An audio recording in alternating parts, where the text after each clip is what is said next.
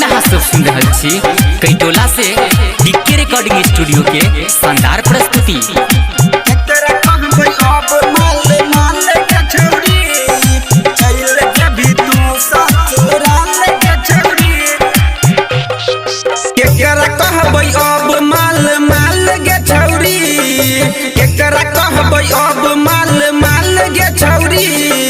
चल जेबी तू ससुराल गे छौरी, केकरा कहबै अब माल माल गे छौरी। चल जेबी तू ससुराल गे छौरी, केकरा कहबै अब माल माल गे छौरी। चल जेबी तू ससुराल गे छौरी,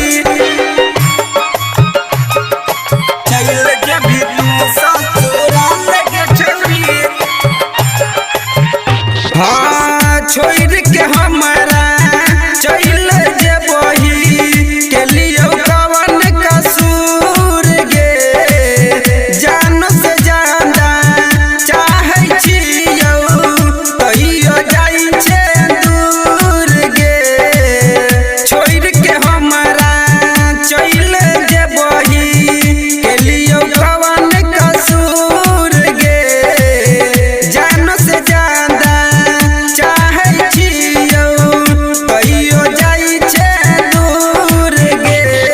बुझना दीवाना के हाल गे छौरी, बुझना दीवाना के हाल गे छौरी। चल जेबी तू ससुराल गे छौरी, केकरा कहबै अब माल माल गे छौरी। केकरा कहबै अब माल माल गे छौरी।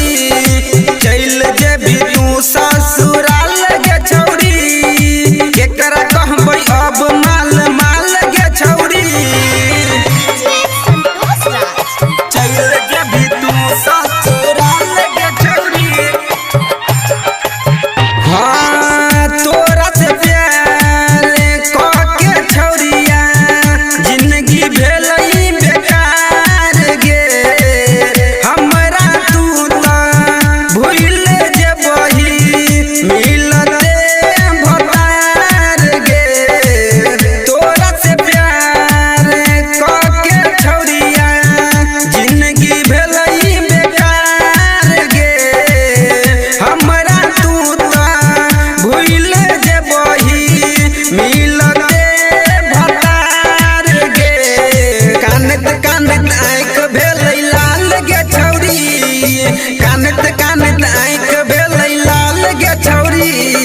चल जेबी तू